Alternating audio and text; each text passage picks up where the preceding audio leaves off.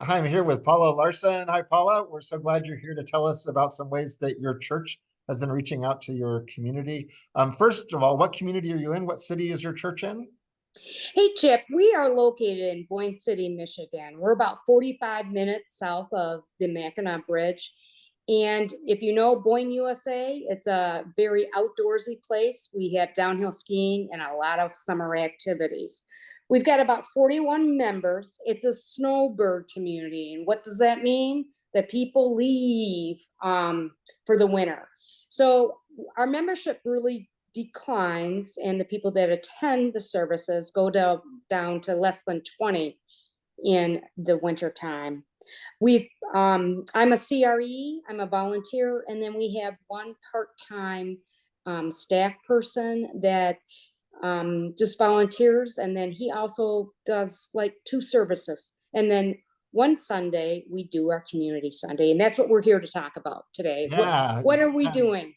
yeah. Your community Sundays have been very impressive to me. And I wonder, before you tell us about some of the specific things you've done, could you tell me why you decided to really emphasize reaching out to your community? Sure. Two of our session members, myself and another individual, we read externally focused churches. We were in a book study, and it was done within our presbytery. Our church actually took the book and rolled with it. And then also, you and Pastor Andrew, from who is now at I think he's at Louisville Seminary, correct? He was also strongly involved in getting us to be more involved in our community. So what we decided to do is, instead of paying for a pulpit supply and a musician, we chose to get outside the pews and do something within our community. And I'm here to share with some of those ideas that we did with that. And it's a cost savings of about $400 per month for us. And as a result of that, we are actually feeding our souls, but also feeding the souls of our community.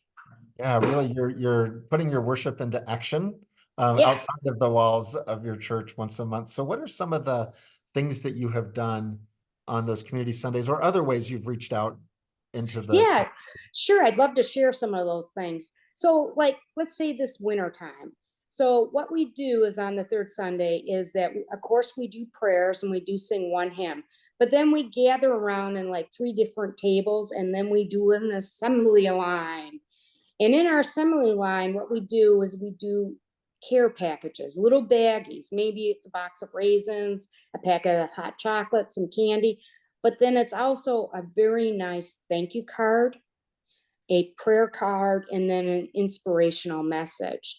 An example would be, as these baggies are given to our road commission. This would be the gentlemen, the ladies that are out plowing the roads. We want them to know that we as a church family care about what they're doing. We also give the baggies to specifically the EMS, the police department, the teachers. So each month we focus on a group of individuals that we think are need a little bit of an uplift and a little bit of love. And it gives our church members the opportunity to get to talk to one another and assemble things. But Chip, what I'm real excited to share with you is that I have found that the younger kids, the millennials, really like to do this. As a matter of Mhm. fact, I had a very nice young lady that would come up to visit her grandfather from Michigan State. She would literally drive up on the third Sunday to be there because all she had to do was just show up and she got to do something. Wow. And that was great. This past December, our community activity was we decorated 200 Christmas cookies. So each individual member got to take like a dozen cookies home and give them to somebody that they cared about, that they wanted to thank.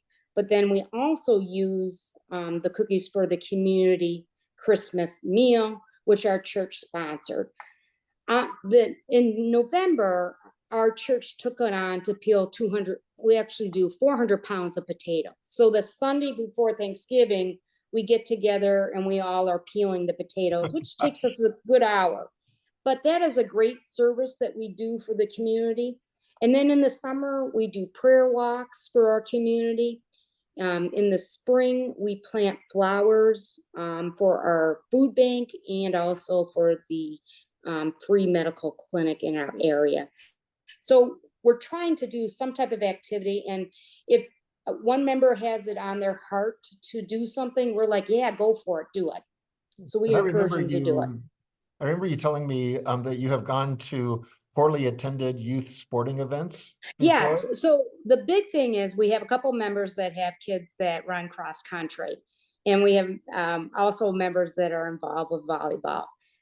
Two sports that you don't get a lot of attendances.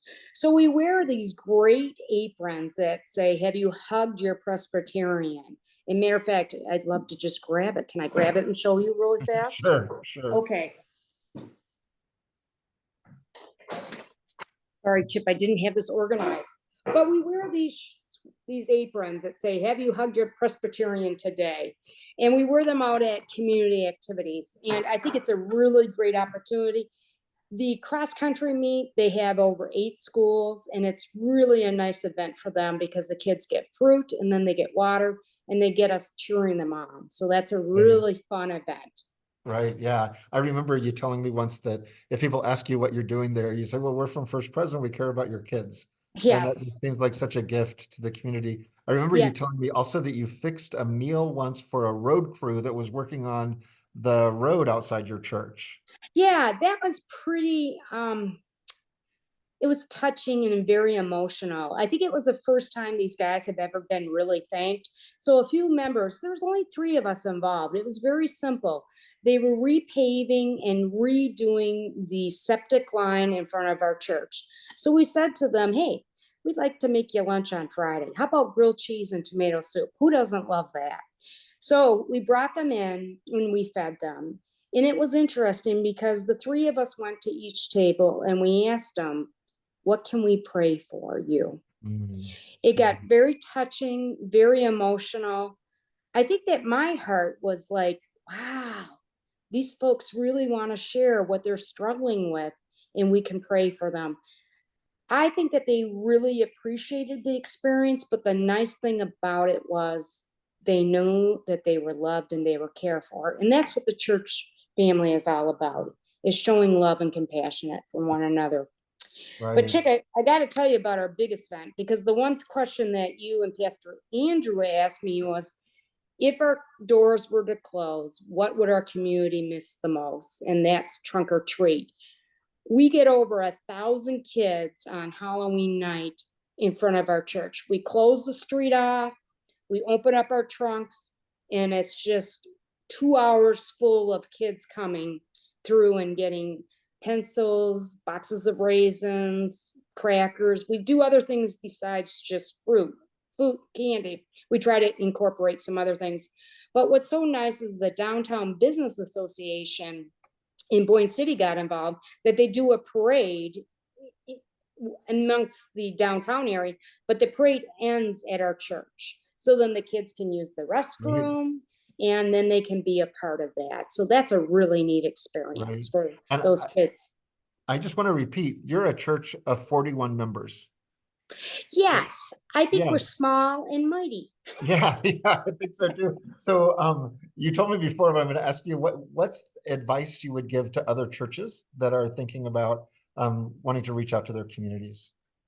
I think the big thing is that you got to get outside your pews. I think that that was the biggest thing when you guys came and did the workshop with us, is that we really need to get outside the pews. And granted, we're very, very small, but you can do a lot. 1 or 2 people can change things in your community. And that's what I really am impressed with. So we don't meet and we don't really sit in the pews on the 3rd Sunday. We are doing something physically with our hands, either by planting, either by passing out, or even walking downtown and doing a prayer walk in the summertime. We're praying for our community. And it might just be 4 or 5 people that are walking and doing the prayer walks, but it's something that's different. And we're getting to know each member of our church at a different, in a different way, because you spend time with them. Jesus walked everywhere. And I think it's important that we walk as well as a church family. Right.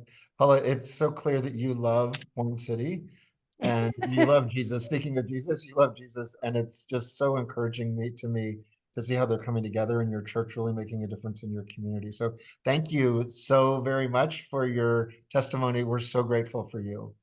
God bless Thank you. you, Chip, and thank you for everything you do. And go get them, people. I think folks need to know that they're loved and they can have Jesus's love as well.